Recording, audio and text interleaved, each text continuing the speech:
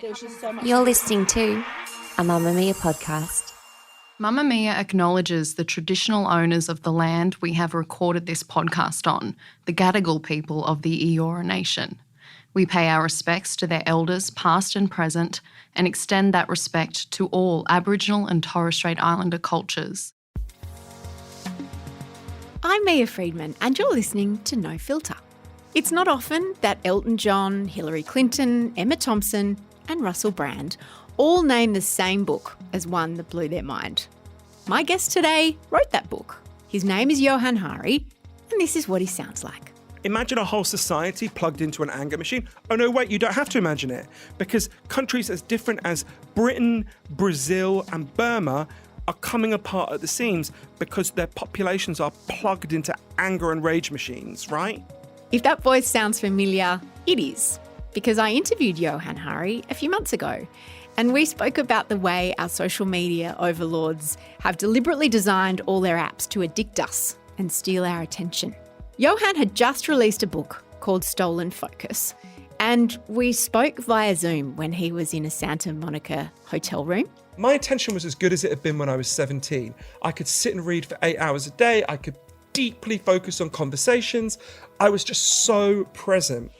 And I'll be honest, I fell a little bit in love with his brain during that conversation. And I messaged him afterwards suggesting that we become friends because I am tragic and needy. And he never replied because he has very firm boundaries around his use of social media, which involve never checking his messages. And maybe I should have thought of that before I messaged him on social media. That is why he's an internationally famous best-selling author of 2 books, and I make a lot of reels because my attention has been stolen by Instagram. So when I heard Johann was coming to Australia, I jumped at the chance to talk to him more about his other best-selling book called Lost Connections, Uncovering the Real Causes of Depression. And this time, we got to be in the same room here at Mamamia. How old are you? This wasn't the way I intended to start this conversation, but you've got such beautiful skin. Oh, thank you very and much. such a baby face. I'm 43 years old, so I would have said you could have passed for 28. Oh, that's very nice. Yeah. Thank you. Now that I've flattered you. No, seriously. Exactly. Now you can go knife me with the brutal next question. Now Right, you're not expecting good it. skin, shame about your character, personality and morals. Right. 1 in 16 Australians are currently experiencing depression, and 1 in 7 Australians are currently experiencing an anxiety condition. Now, I can't do the maths that are involved to put those numbers together, but it is a hell of a lot of Australians, me included, who struggle with depression or anxiety or both. And in a post-pandemic world, with many people still working from home and with lives having been so madly disrupted by COVID, there has been a further massive spike in these numbers, which were already really high. So what's going on? Johann says that despite the internet connecting us in some awesome ways that we never imagined possible, including you listening to this podcast right now, real human connection, person-to-person connection, has been lost. And the surprising, confronting truth is that we are the loneliest society in human history right now. There's a study that asks Americans, how many close friends do you have who you could call on in a crisis? And when they started doing the study a long time ago, the most common answer was 5. Just before the pandemic, the most common answer, not the average, but the most common answer was none. Right? There were more people who had nobody to turn to when things go wrong than any other option. Does any of this sound familiar? Even if it's not something that you think relates to your life, even if you don't suffer from a diagnosed form of anxiety or depression, I think you're about to discover that the reasons why so many people are feeling so out of sorts right now are actually universal. And on this episode of No Filter, Johann explains with brilliant clarity what we can start doing about it. You're not going to want to miss this. And just a heads up, this chat briefly addresses sexual assault. So if you need help, please call 1-800-RESPECT. I wanted to ask you about how your mental health and your media consumption has now changed and where you're at now after everything you've learned in writing Lost Connections and Stolen Focus, then a 2-year lockdown, essentially. You're back on the road, you're in Australia. Tell me where your head's at and where your life's at. Oh, I'm so happy to be here. I actually feel a bit emotional to be here, partly because, I remember the height of everything being locked down. So I spent the lockdown in London and Las Vegas. And I remember at the height of the first lockdown in London, feeling this incredible physical longing to come to Australia. And I remember watching again and again. I don't know if you've seen it. Do you know the ship song project that they did at the Sydney Opera House, which is weirdly you can see from your office? Come sail your ships around me and burn your bridges down. For people who don't know, it's an incredible staging of the Nick Cave song, The Ship Song, which is one of my favourite songs. I watched it again, and it's one of my defining memories of COVID, is watching that again and again and thinking, in that weird mental state we got into where you kind of thought, will I ever be able to go to Australia again? Of course, rationally, I knew I would. So there's something very emotional. But you didn't know, because for a while it's like, is this going to be 10 years, 20 years, 2 months? I realised something about myself during the lockdowns. I think we talked about it a little bit before. I grew up in a very crazy, violent family. I mean, they have many good qualities as well. But, some people go, my family's crazy, and they mean, I had an overpossessive Jewish mother or something. And then people mean my family and they go, oh no, your family are crazy like the Chucky doll, right? Right. And I realised how much the need for physical escape is so deep in my character. But just the feeling that you can't get away was to me horrendous, actually. It was, look, of course, on the scale of all the problems people faced in the pandemic, it no wasn't need for the that disclaimer. great. I think, my friend Andrew Sullivan, the writer, said to me, it's like we've done an experiment to see if what you wrote in your book about depression is true or not. Because I'd written this book about how there's scientific evidence for 9 causes of depression, and a lot of them are related to psychological needs. Everyone knows they have natural physical needs. You need food, you need water, you need shelter, you need clean air. If I took those things away from you, you'd be in real trouble real fast. But there's equally strong evidence that everyone has natural psychological needs. You need to feel you belong. You need to feel your life has meaning and purpose. You need to feel that people see you and value you. You need to feel you've got a future that makes sense. And for many years in the lead up to COVID, our culture is good at many things. I'm very glad to be alive today, but we've been getting less and less good at meeting people's underlying psychological needs. And then COVID arrived and our psychological needs just went off a cliff, right? For so many reasons I'm sure we'll explore. It's why in Britain, depression and anxiety doubled during the pandemic. It's why in the United States, going in, we already had the highest level of overdose deaths in the history of the Republic, and they went up from there. We now have the highest level of overdose deaths by far, more than 100,000 people a year dying of overdoses, and vastly more people overdosing and surviving. So it was this slightly weird mode as well of, maybe it sounds, I don't know, conceited, but very early on thinking, if we're going to be shut away in our homes, and I was in favour of that, I was in favour of the lockdowns, of course, this is going to have catastrophic side effects that I could see in advance.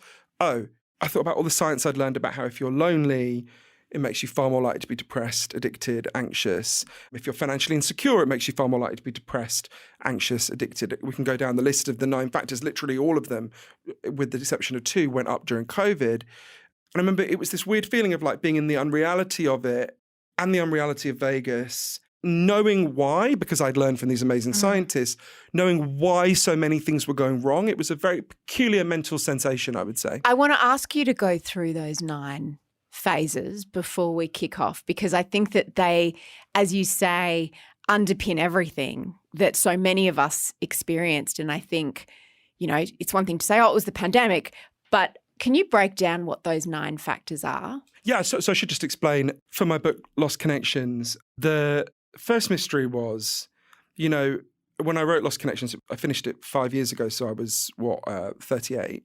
Every single year that I've been alive, depression and anxiety had increased in Australia, in Britain, across the Western world. And I was thinking well, why? What's going on here?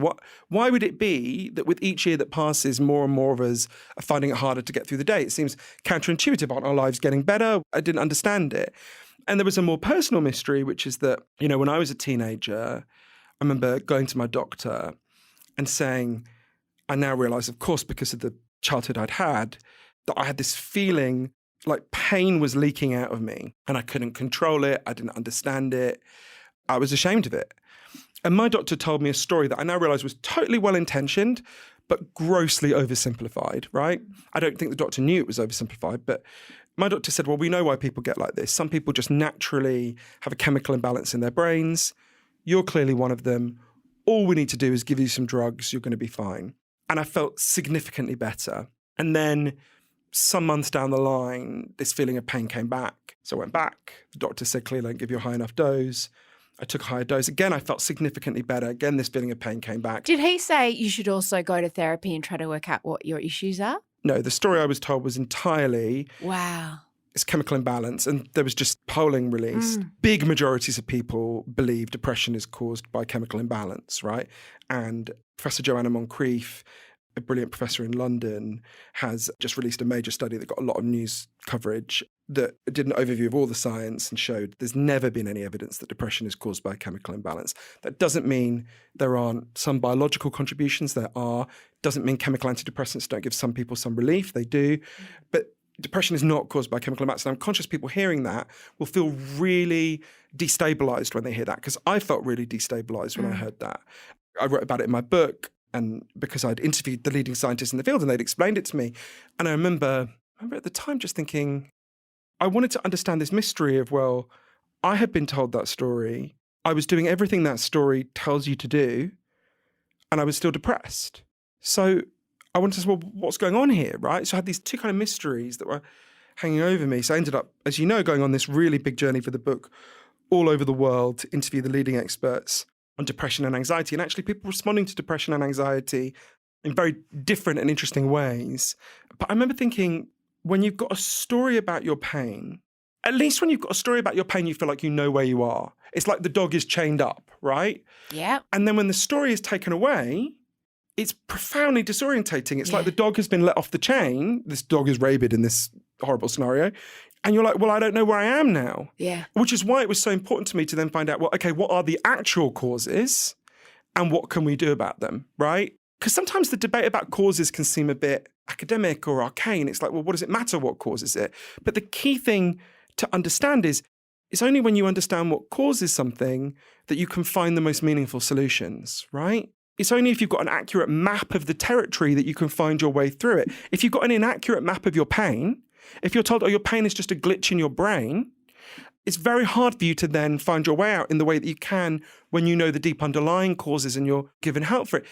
Particularly since, and this again, I want to stress, this is not the intention of anyone who says put forward this thesis, who are overwhelmingly good and decent people. But if you're told that your pain is just a malfunction, firstly, it delegitimizes your pain, right? You distrust it. You're like, well, if it's just a malfunction in my brain, it'd be like if I had a colour blindness or something, it's just a malfunction.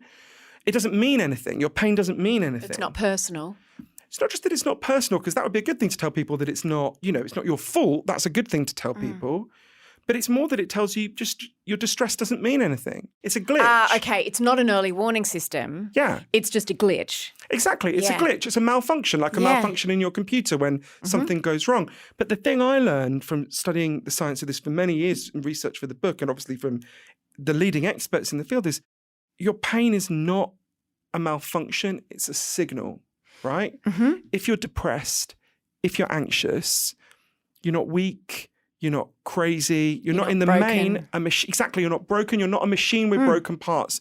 You're a human being with unmet psychological needs. And what you need is practical help and support to get those deeper needs met. And that sounds all very fancy and abstract. We'll talk about lots of places I went to that had built their approaches to depression on this, and we can see the results. But I want to ask you about this. So I don't have depression, but I have anxiety, and I'm on medication for anxiety. And I also was told something similar, that, I've got a malfunction that causes my body to go into fight or flight in times when I'm not actually in danger.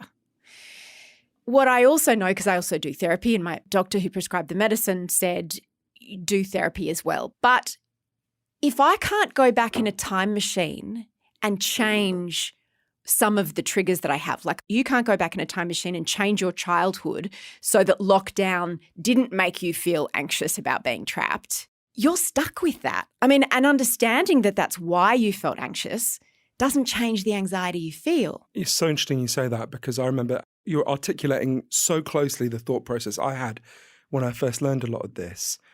And then I continued on the trail. So I'll give you an example of how understanding causes, since you've raised the kind of childhood trauma one, which is one of them, a story that I think helps to see how understanding a cause can lead to a solution. So I think to understand this, you have to understand the story of how it was discovered. Always. And for like 2 minutes, you're going to think, why the fuck is he telling me this? It's got nothing to do with what we're talking about. Bear with me, because it led to an incredible breakthrough on exactly this question.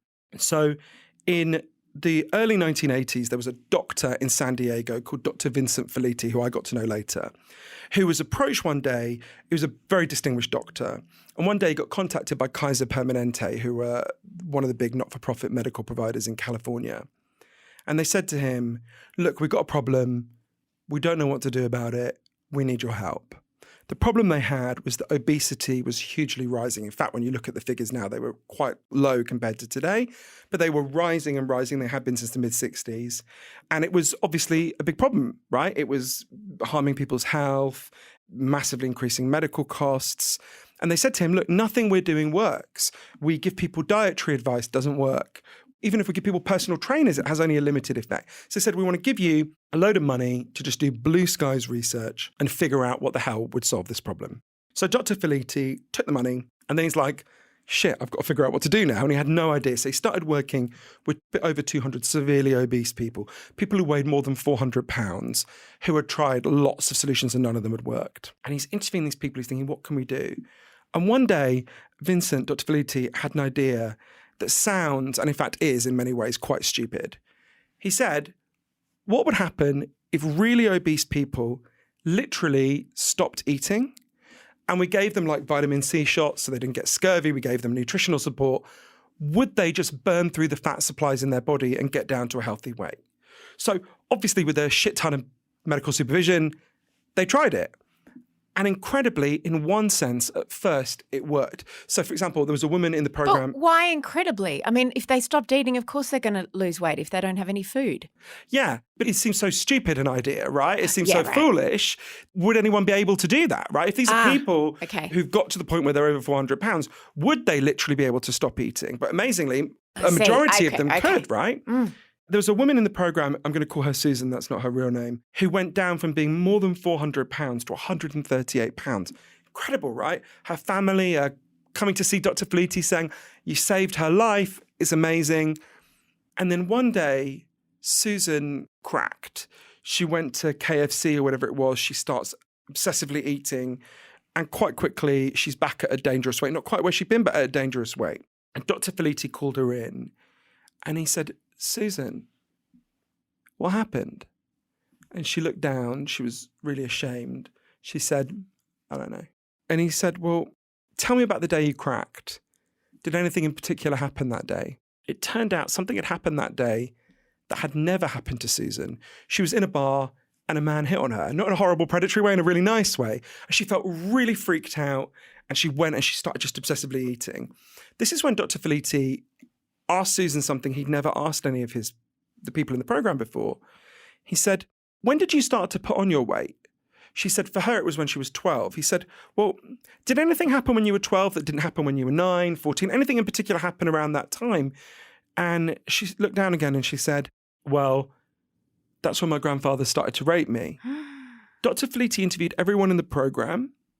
He discovered that 60% of them had made their extreme weight gain in the aftermath of being sexually abused or assaulted, which is such an odd finding. He was just knocked aback. He was like, well, why would this be? Susan explained it to him really well.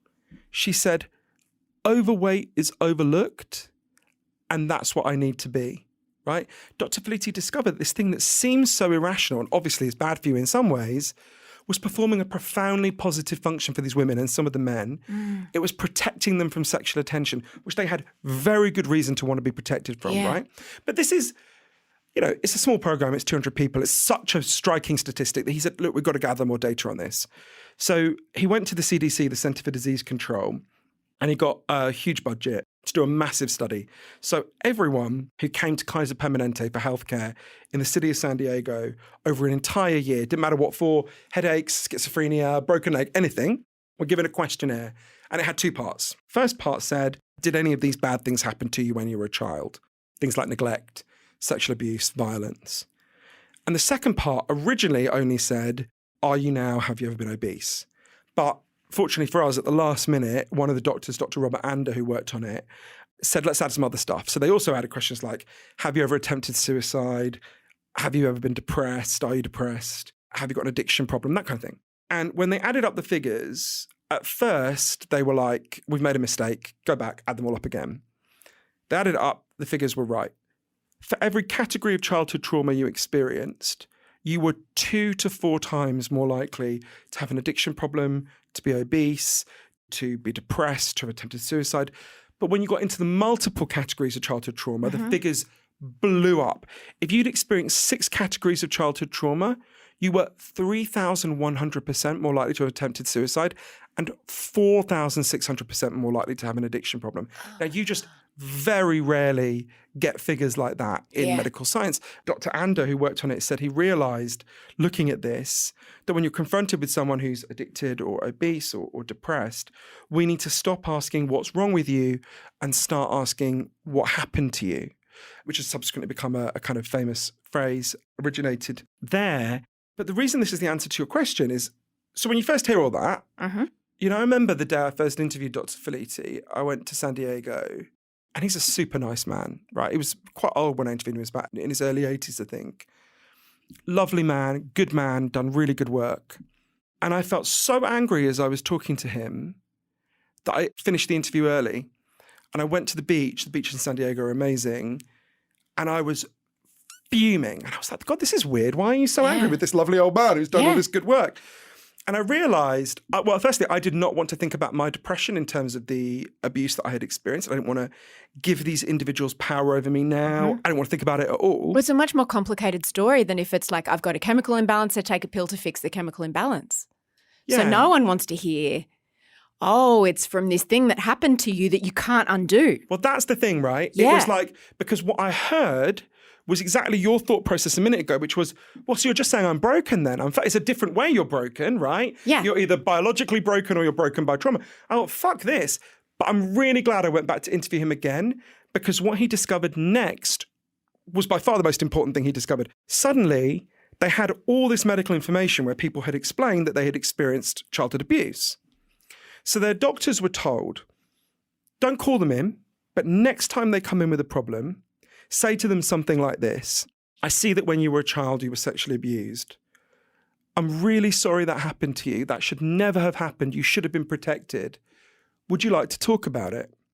And 40% of people didn't want to talk about it, and 60% of people did, and they wanted to talk about it on average for 5 minutes. And then it was randomized. Some of them were told, we can refer you to a therapist to talk about it more. What was incredible was just those 5 minutes of an authority figure saying, I'm so sorry, this should never have happened to you. That alone led to a really significant fall in depression and anxiety. And the people who were referred for therapy had an even bigger fall. But this fits with a much wider body of evidence from people like Professor Steve Coles at UCLA or Professor James Pennebaker at Florida State University. It's not the trauma that fucks you. It's the shame about the trauma. And being given places to release shame is an antidepressant. I would argue anything that reduces depression should be regarded as an antidepressant. This is an antidepressant, right? So you can see how that's one of many examples that I go through in my book, Lost Connections, where when you understand a cause, and you have to understand the cause in quite a complicated way. The cause is not the trauma, right? The trauma's bad, it harms you. The cause is the unreleased shame about the trauma, right? Because most people, when they're abused, almost always abusers say, you made me do this, right? But there's not always shame in trauma. No. So what if a loved one dies? That's not shameful. That's just trauma. You can't release the shame of that. Like, there is no shame. So I would say that's different. That's actually grief. I've got a chapter about grief in the book, as you know, because the whole way we approach grief in this culture is a disaster and really harming people. We can talk more about that. But I mean, there's so many things that flow from this deeper understanding. Now, of course, many people will be listening and going, well, I haven't experienced trauma of that kind, and I'm still depressed. And that's why we have to talk about, of course, the other 8 causes. But I think it helps you to see that thing about the more richly detailed your map of where you are is, the better you can find your way through the territory, right? So for me personally, and this of course is not true of everyone who is depressed, and of course not true of everyone who's given chemical antidepressants, but for me personally, because I was given such an oversimplified story, I was left rattling around in my pain for far longer than I needed to be. And I think this is true of lots of, I think, by the way, there's a lot of shame at the end of COVID. Lots of people feel they've failed in the last 2 years. I wasn't good enough. That's obviously a different kind of trauma. But I think a lot of people are like, particularly women with children, are like, fuck, I didn't do it right. I couldn't teach my child 8 hours a day and keep my job and not have my relationship fall apart. Or my child is experiencing their own mental health issues, and that somehow means that I failed to support them during that time, because there's an absolute catastrophe of adolescent mental health. Exactly. And I think for that, it helps us to think about, for all of this, as a kind of overarching framework that was taught to me that really helped me to understand these causes as well. And this is in all the psychiatry textbooks, but weirdly, it doesn't filter down to the public. So for any mental health problem, there are 3 kinds of cause. And they play out for almost every instance to some degree, different degree for different people and different conditions. So there are biological contributions, things like your genes can make you more sensitive to these problems, but they don't write your destiny. There are real brain changes that happen when you become anxious or depressed that can make it harder to get out. So there are biological contributions. There are psychological contributions. We've just talked about trauma. There are lots of other ones. And there are social contributions, things like loneliness, financial insecurity. So the kind of fancy term for it is the biopsychosocial model, right? So for mental health, you're meant to approach it with a biopsychosocial model. You're meant to say, okay, this individual is presenting with this problem, and this is true. So some, there's a heavier biological component. Schizophrenia has a heavy biological component than ordinary depression, for example, although it's not 100%, nothing is 100% biological. Even dementia isn't 100% biological, although obviously there's a very heavy biological component there.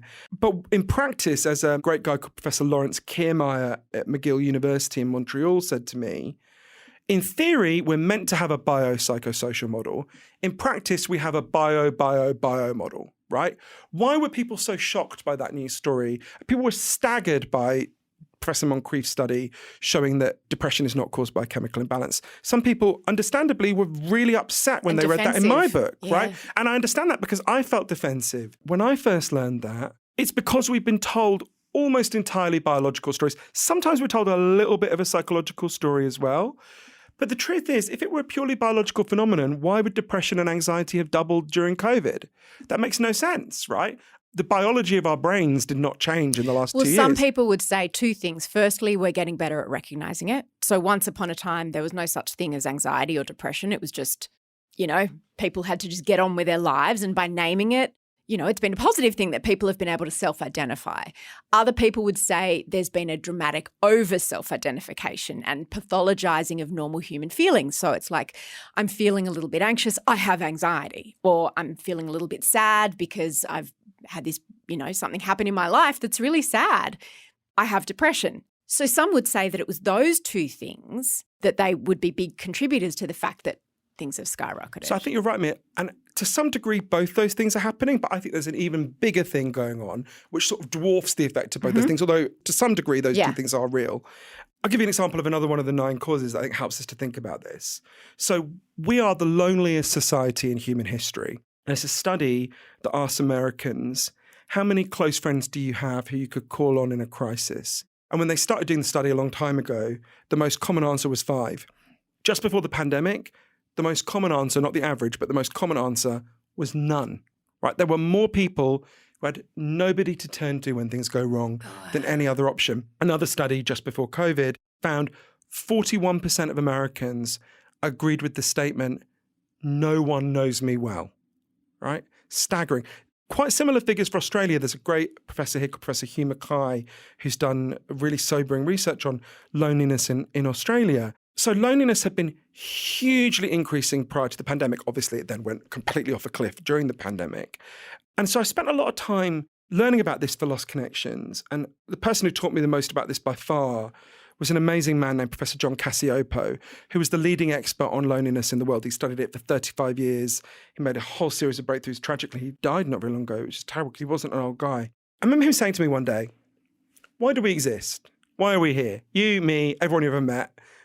Why are we alive? One key reason is that our ancestors on the savannas of Africa were really good at one thing. A lot of the time, they weren't bigger than the animals they took down. They weren't faster than the animals they took down, but they were much better at banding together into groups and cooperating. Just like bees evolved to live in a hive, humans evolved to live in a tribe. That's our superpower as a species. It's why we survived. And loneliness evolved as a signal to tell you, get back to the tribe, right? You're meant to feel anxious when you're separated from the tribe. Because you're vulnerable. You're in terrible danger, Yeah. right? If you're in the savannas of Africa, in the circumstances where we evolved and you're cut off from the tribe, Bad. you're probably going to die, right? So you can see why loneliness is so terrible for us, right? So if you ever get a bee and separate it from the hive, just put it in a jar, you'll see it, they completely freak out because we're like that bee, right?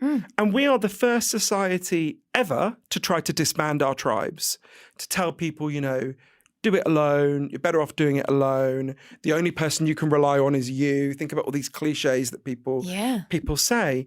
And it has made us paralyzingly anxious. Now, again, you can see how once you understand that gives you a very different understanding of what you're experiencing.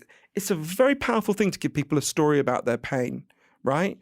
Yes. And if you give them a story about their pain that doesn't actually relate with what's actually causing the problem, it's much harder for them to get to solutions. So you think about loneliness, right? One of the heroes of my book is an amazing man named Dr. Sam Everington. So Sam's a GP, a family doctor in East London, where I lived for a long time, though Sam was never my doctor, sadly. And like me, Sam is not opposed to chemical antidepressants. He thinks they give some relief to some people. And I agree. Anyone listening or watching who's taking chemical antidepressants, if for you the benefits are outweighing the side effects, and please don't go off them without talking to your doctor. Well, I recommend you carry on taking them if the benefits are outweighing the side effects for you. And even if you don't think if for you the side effects are not outweighing the benefits, it's really important to not stop overnight because you can experience horrendous side effects. They're very powerful drugs and you can experience really terrible side effects. So Sam, was not opposed to chemical antidepressants at all. In fact, he prescribed them to some people. But he could see two things. The first is that usually chemical antidepressants gave some people some relief, which was worth it, but it didn't solve the problem and they became depressed again over time. Not in every case, but in many cases. And secondly, he could see that they were depressed and anxious, his patients, for really good reasons, like they were really lonely. So one day, Sam decided to pioneer a different approach. It subsequently spread all over Europe. A woman came to see him, who I got to know later, called Lisa Cunningham. And Lisa had been shut away in her home with crippling depression and anxiety for 7 years. And Sam said to Lisa, don't worry, I'm going to carry on giving you these drugs. I also want to prescribe something else. I want to prescribe for you to come here to these offices twice a week to meet with a group of other depressed and anxious people, not to talk about how shit you feel. You can do that if you want to, but that's not the point of it. I want you guys to find something meaningful to do together.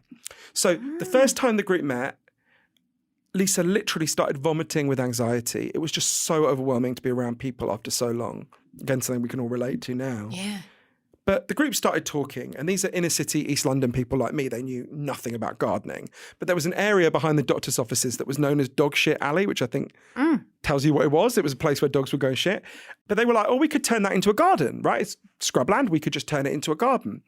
So they started to watch loads of videos on YouTube about, gardening. They started to take books out of the library. They started to get their fingers in the soil. They started to learn the rhythms of the seasons. There's a lot of evidence that exposure to the natural world is a really powerful antidepressant. Another thing we've all been deprived of in the last 2 years. But they started to do something even more important. They started to form a tribe. They started to form a group. They started to care about each other. If one of them didn't show up, the others would go looking for them. They'd be like, hey, what's wrong? And they began to solve each other's problems.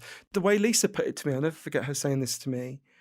As the garden began to bloom, we began to bloom. This approach is called social prescribing. It's now being studied. There was a small study in Norway, for example, that found it was twice as effective in reducing anxiety as chemical antidepressants. I think for a kind of obvious reason, one that I saw all over the world, from here in Sydney to San Francisco to Sao Paulo.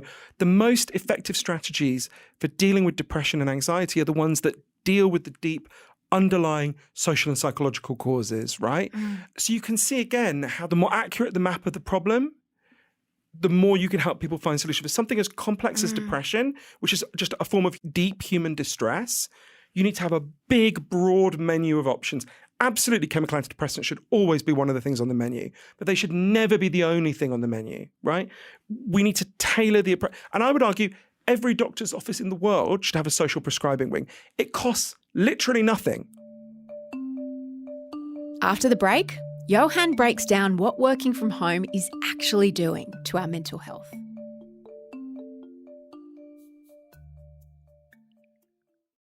I want to ask you about something that is very timely now connected to that and social prescribing, which is the return to work, and how so many people are really reluctant to come back to the office. There are some people who were never able to work from home, obviously, but those who have discovered this new flexibility of being able to work from home, people who work in the knowledge economy, and their day-to-day office experience has been replaced by Zoom calls and Slack messages and emails.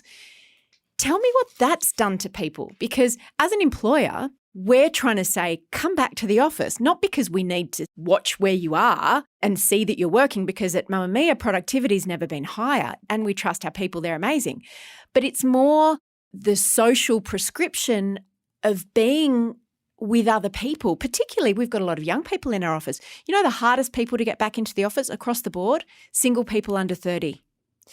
And when you think about the relationships and the connections you make in those early jobs that you have in your 20s before, perhaps you get bogged down with children and other commitments, they're going. And people are saying, oh, but it's so much more flexible. I get to stay in my pajamas. Tell me what you're seeing there. So these are complex and layered questions, and it hasn't been studied because it's just happened. But I think there's things that have been studied that I learned about a lot for Lost Connections that I think can help us to think this through. And there's kind of two quite distinct areas that I think kind of flow into our understanding of this. And in some ways, they might seem contradictory at first, and we can think it through a bit. So the first one is the best research on what causes depression at work was done by an amazing Australian social scientist called Professor Michael Marmot. He began doing it in the 70s and he built it up and is still doing it now. In fact, he's a completely amazing man. And he discovered, I can explain how, but for the purposes of this conversation, it's a really interesting story I go into in the book because it's fascinating how he discovered it. But just to give you the headline, he discovered the key factor that causes depression at work is a lack of control over your work. Yes. And your hours, for women particularly. Yeah, exactly. Yep. So the more control so you can study people who work in the same organizations at the same level for the same pay. Some of them have control over their work, some of them don't. The more control you have, the less likely you are to become depressed and anxious. In fact, incredibly, he discovered the more control you have over your work, the less likely you are to have a heart attack by a really significant amount, right? So control is essential. So I think when you mentioned their flexibility, obviously flexibility is a form of control, right? So loads of people have suddenly in the pandemic been given significantly more control than they have ever had, right? And that has been profoundly positive and amazing for them. So that's one aspect of working from home that I think we can retain as we go back to work. We can retain a lot of that. There's another aspect of working from home that makes people feel like shit. So this is where some of the complexity comes in, which is, have you heard anyone ever in the last 2 years say the words, hooray, another Zoom call? Right? No, you've never heard someone say that, right? And you never will. If you hear someone say that, you should immediately, there's no biopsychosocial explanation. That person is just fucking mental, right? Yeah. So one of the ways I thought about this a lot at the start of the pandemic, is when I was researching Lost Connections, I went to the first ever internet rehab center in the world. It's in Spokane in Washington State. It's in the woods. I'll never forget when I went there, I got out of the car. Absolutely instinctively, I looked at my phone and felt really pissed off that I had no cell phone reception. I was like, all right, you came to the right fucking place.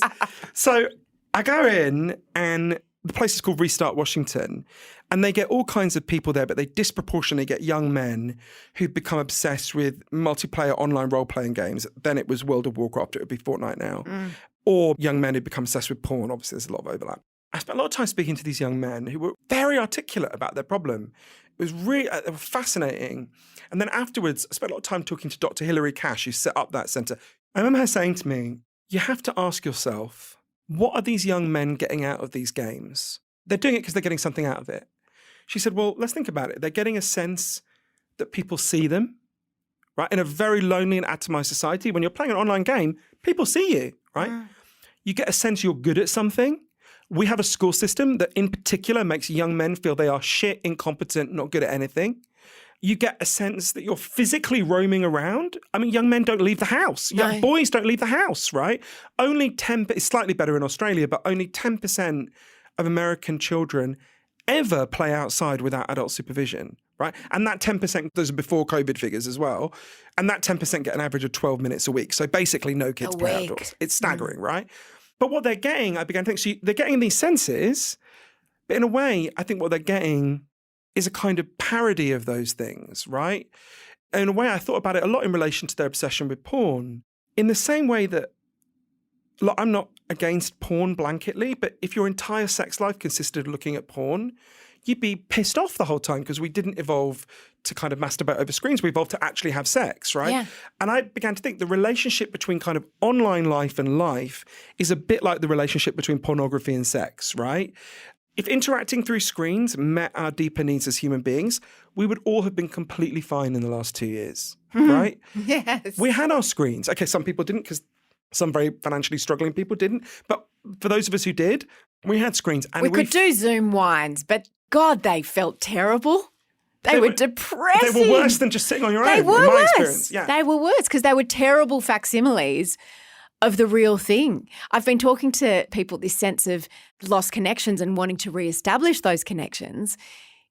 Everyone wants to make new friends. Like I've just been saying to people, let's be friends. Like that sense of not meeting anybody new for 2 years, not even just having small talk and incidental interactions with people and acquaintances has really, jacked up that desire for those physical connections, because we've also got a generation, I want to talk to you about this now, people who are parenting kids and adolescents. And in some ways, we've got helicopter parents, which is my generation, going, oh, it's so good. I always know where my child is now because they're at home. And so what they're doing is that if we wanted to socialise, we had to leave the house and go to the park or go to wherever, go to the shopping centre, go to the beach, drive around the street on our bikes. But kids can have that social life or a facsimile of it online. What's that doing to them? We know people like Professor Jean Twenge have done great research on this, people like Professor Johann Hari. He has this great phrase. So Professor Twenge, who's in San Diego, who I interviewed, she's done this research that shows basically, I think it's between 2010 and 2015, depression and anxiety among teenage girls massively increased. Well, what happened? Nothing else changed except that the iPhone came along, right? Mm-hmm. And Professor Haidt has this brilliant, incredibly clarifying phrase. He says, partly it's that the things they do on the phone are harmful. We can talk about Instagram, the way it makes people feel like their bodies and so on. But he said, actually, it's more what the phone means you don't do. The phones are what he calls experience blockers. So if you look at, in 2010, most teenagers went to other teenagers' houses most days. By 2015, most teenagers did not go to other people's houses. They lay on their bed and they talk to their friends through their phone, right? And so in a sense, they were in a kind of, almost like a kind of COVID-like situation before COVID came along, right? Mm-hmm. They were moving in that direction before the pandemic restrictions required them to. And after. Speaking to a lot of parents who are like, COVID's over, go out, and their children are just still home. Exactly. And I think it's that if you don't have those rich experiences of face-to-face contact, and I see this with like, you know, I've got godsons, my niece and my nephews, who are wonderful people, you can see they've been deprived of that rich textured, like even thinking about the fact that we've spoken before on Zoom, right? Yeah. And now we're talking by looking into each other's eyes. I don't feel like we really met before. I think we had a great conversation before and we didn't meet. No. Now I feel, I'm going to really remember this. I'm going to have a sense, I know Mia now, right? So you think about how much of that has been taken out of their lives. Mm-hmm. And of course, I'm not anti-tech. I'm not saying we should all join the Amish. There's lots of great things about tech and also nice things about the Amish. But I spent a load of time in an Amish community for Lost Connections, in fact. I made a terrible mistake, which is the night before, I rewatched the film Witness. Oh, no. I was fucking terrified the first day I was there. But it's actually really interesting. The Amish have incredibly low levels of depression and anxiety, right? And there's objective ways you can measure that are not cultural indicators. There's certain. I trust you. Yeah, I go into it in the book. It's slightly technical, but there are ways you can measure it. The Amish have And there are things I certainly don't like about the Amish. Don't get me wrong, I'm a gay atheist, right? Yeah. And they were terrible to Harrison Ford in that film. Buggies. Exactly. Fucking buggies. Not my jam. Exactly. Fuck the buggies. But what are the reasons for that? It fits with the wider science. They look into each other's eyes. They're always around each other. There's no such thing as a lonely Amish person. They have a very strong sense of meaning. We can talk more about that. But you can see they've not had that experience blocking, right? No. Now, there are lots of things I don't like about their culture. Don't get me wrong. We've got that on the record. Exactly. As a gay person, believe me, I do not want to convert to the Amish. Not a fan. Even though I've got a bit of a beard fetish, let's not get carried away here. Not right? in that way. Exactly. No, you've gone too far, Amish. No, but you can see, again, how these factors play out. So you're thinking about the things that young people need at the moment. What they don't need is what is happening, which is the pathologization of their distress as a biological problem, right? Now, there are some people among young people, who will have some of those biological contributions, and it is worth attending to that. And that is very real. But most of what's going on is not that, right? The vast majority of what's going on is not that. The thing that's new since we last spoke is TikTok. It's not new. I know it was around then, but the tsunami of it, I think it's tipped over into, I read recently, the average young person spends 2 hours per day on TikTok. Talk to me about that in terms of lost connections, in terms of the effect of the algorithm on these socio-cultural factors. I mean, is it changing us? So one of the things that I write about in my more recent book, Stolen Focus, which is about why we can't pay attention, if that's the subtitle, why you can't pay attention. And I spent a lot of time in Silicon Valley interviewing people who designed key aspects of the world in which we now live. It's a moment I'll never forget. Dr. James Williams, who worked at the heart of Google, was disgusted by what they were doing, quit, and became, I would argue, the leading expert philosopher of attention in the world. He spoke at a conference once in Silicon Valley. And the conference was full of people designing the stuff that your kids are literally using today, right? And he said to them, if there's anyone here who wants to live in the world that we're creating, please put up your hand. Not one person put up their hand. The people who are building the stuff. Yeah, they don't let their kids use it. They don't want to be exposed to it themselves. That's chilling. There's a lot of guilt and shame in Silicon Valley. Now, we can deal with that in ways that are not just taking the technology away from our kids. I can talk about that in a minute. But in terms of the algorithm specifically, that you've gone to a really important point. And it's something I realized I was quite naive about. And it kept being explained to me how Silicon Valley makes money. I know this sounds like it's quite a crude analogy, but they kept explaining it to me, and it's very simple. And I kept being like, well, it can't be as simple as that. And they kept looking at me the way I felt a bit like a kind of maiden aunt in a Jane Austen novel who just had fingering explained to her for the first time. Do you know what I mean? Like, what? With what? Exactly. Where? Like when you're sort of like, it can't be. And they're like, no, okay, let me tell you how it works, right? So the way the people who designed this world explain it is, if you open TikTok now, you open Facebook, you open Twitter, any of the mainstream social media apps, and you start to scroll, those apps make money out of you in two ways. First way is really obvious. You see ads. Okay, no one listening needs me to explain that to them. The second way is much more important. Everything you do on those apps is scanned and sorted by their artificial intelligence algorithms to figure out the weaknesses in your attention. What is it that keeps you scrolling? Is it, for me, it would be a mixture of angry political posts and shirtless men, right? For you, it might be cat videos. Who knows, right? Everyone listening will have their own. Sequins mostly. Well, yeah, not my thing, but I'm not going to kink shame you. So don't mean to imply it was a sexual thing there. Sorry, it's the wrong word. It hadn't occurred to me, but I could. I mean, yeah. Could be. You never know. I know some drag queens who'd be very happy to feed that kink. But so they're figuring out what the weaknesses in your attention are.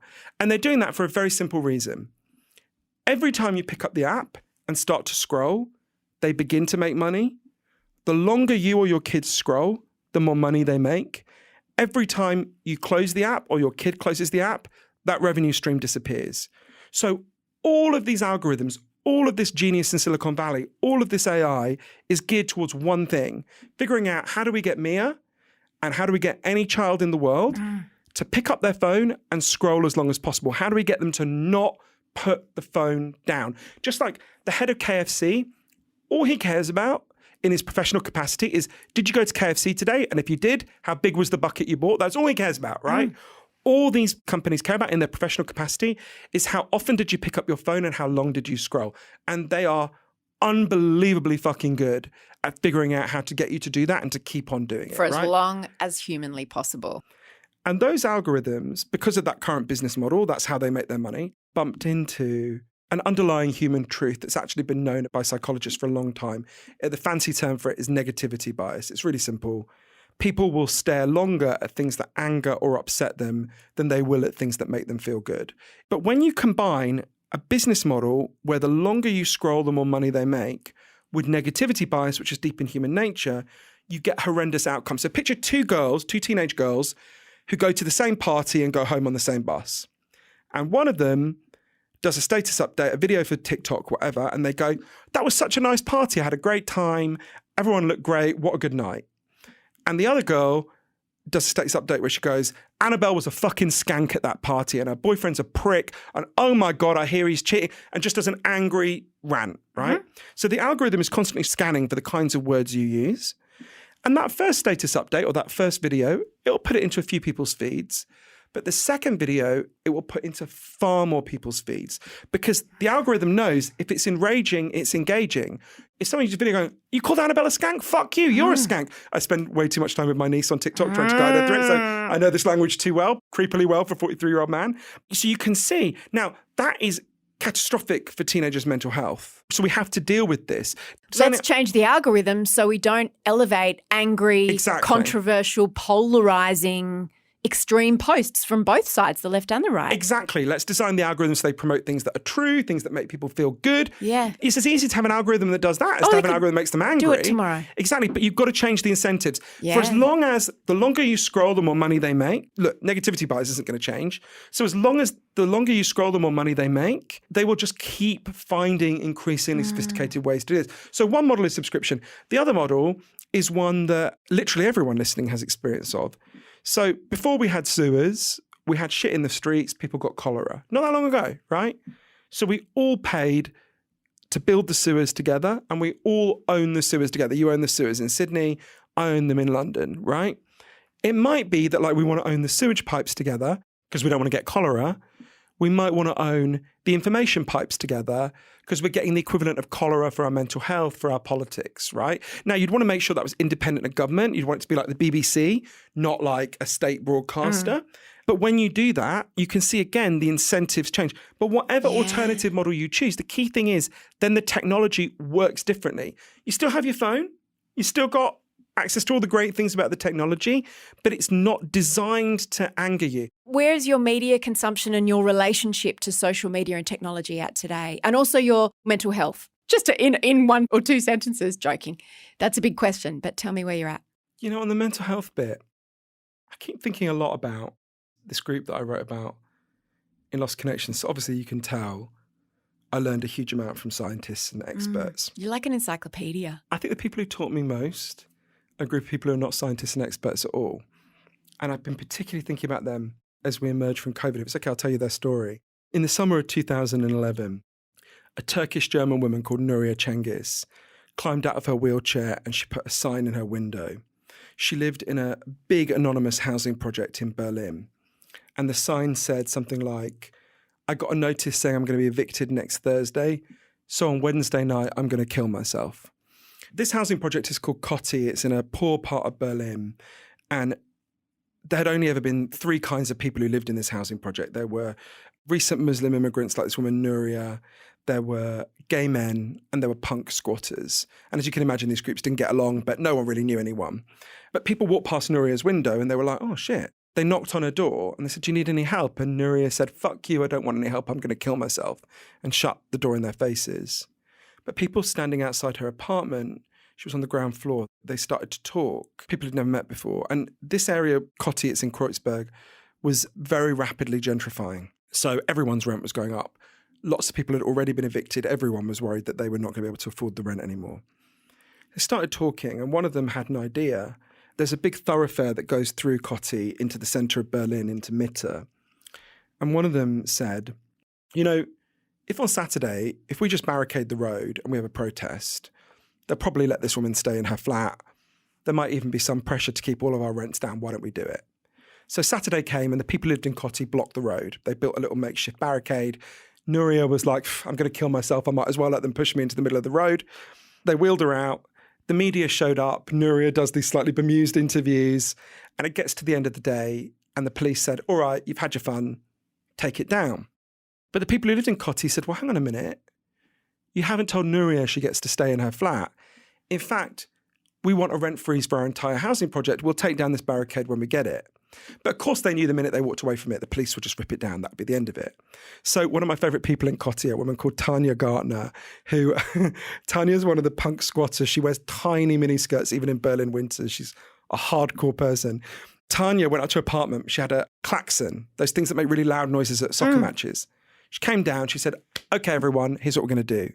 We're going to draw up a timetable to man this barricade 24 hours a day until they tell Nuria she gets to stay, until they tell all of us we've got a rent freeze. If the police come to tear it down, let off the klaxon, we'll all come down and we'll stop them. So people start signing up to man the barricade. People who had never met. It's like Les Mis. It is. Yeah. Well, I'm picturing which one is Cosette now. So people start signing up who had never met and would never have met, right? So Nuria, who's a very religious Muslim in a full hijab, was paired with Tanya in her tiny little miniskirt, if I remember right. I tried to remember what night I think they did the Thursday night shift together. And the first few nights they sit there, they were like, this is so awkward. We've got nothing to talk about. We couldn't be more different. As the nights went on, they started talking. Tanya and Nuria discovered there's something incredibly powerful in common. Nuria had come to Berlin when she was 16 from Turkey. She just had 2 babies.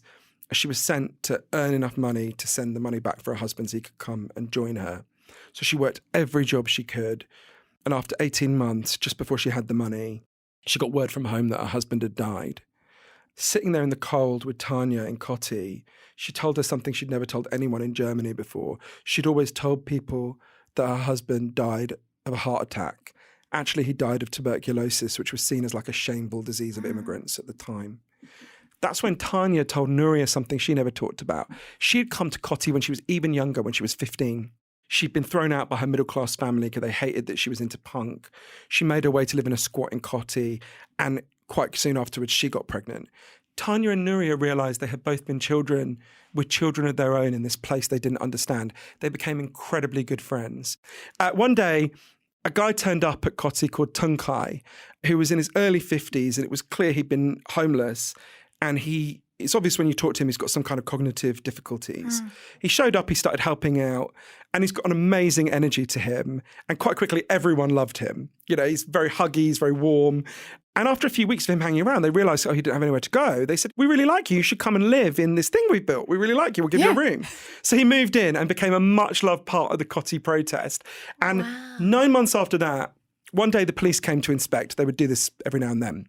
So obviously Nuria didn't take her life. No, Nuria becomes part of the fight, right? Becomes one She's of the got leaders. a purpose. She becomes one of the leaders of the fight, right? She's got a tribe and a purpose. 100%. And she loved Tunkai in particular. And when the police were looking round, Tunkai doesn't like it when people argue. He thought the police were arguing. So he tried to hug one of the police officers, but they thought he was attacking them. So they arrested him. That was when it was discovered. Tunkai had been shut away in a psychiatric hospital at the other side of Berlin in Charlottenburg for 20 years, often literally in a padded cell where almost no one ever came to see him. He'd escaped one day and he'd made his way to Cotti and he'd been there ever since. So the police took him back to this psychiatric hospital, at which point the entire Cotti movement turned into a kind of free Tunkai protest, right? They descend on this psychiatric hospital. And I remember there's all these psychiatrists who were like, what the fuck is this? We've got this person we've had shut away for 20 years and suddenly we've got these very camp gay men, these women in hijabs and these punks demanding his release. Who the fuck are you? I remember one of the protesters, Uli Hartmann, saying to them, but the thing is, you don't love him. He doesn't belong with you. We love him. He belongs with us. And I remember these psychiatrists being like baffled. And one of them saying, oh, right, so you want to look after him? And them saying, no, we don't want to look after him. He looks after us, right? He's us. He's one of us. I remember thinking, how many of us, if someone carried us off to a psychiatric hospital, would have like dozens and dozens of people demanding our return, right? Yeah. Many things happened at Cotti. They got Tunkai back. He lives there still. They got a rent freeze for their entire housing project. They then launched a referendum initiative to keep rents down across the whole of Berlin. It got the largest number of written signatures in the history of Germany. There is now a rent freeze for the whole of Berlin. But I remember that the last time I saw Nuria, she said to me, I'm really glad I got to stay in my apartment. I gained so much more than that. I was surrounded by these incredible people all along, and I would never have known. Whatever we need to do now, it is infused in the spirit of Koti, I think. How amazing is that man? I could just ask him one question and he could just deliver this amazing TED Talk barely without pausing. And he's just so engaging. And even though I'm sure he's told a lot of those stories lots of times, he just tells it every time like it's the first. He's just so passionate. I love him. You can hear our original No Filter conversation by following the links in our show notes, which is where you can also find a link to his books. Would recommend. And if you're struggling with your mental health, please reach out to Beyond Blue now, and please do not make any decisions about medication or treatment without speaking to a doctor. No Filter is produced by Gia Moylan. The executive producer is Eliza Ratliff, and I'm Mia Friedman. And before I go, if you would love unlimited access to everything that women are talking about right now, subscribe to Mamamia. Because an annual Mamamia subscription, which costs around $6 a month, which is a total bargain, it includes online access to every Mamamia event, like our upcoming virtual Skin Summit, and also exclusive articles and essays and podcasts and videos. And most importantly, you'll be supporting women's media. So if you find yourself enjoying all the free content we make here at Mamamia, our podcasts, our written content, our social, we would love it if you'd become a paid subscriber. There's a link in the show notes. And thanks for having me in your ears.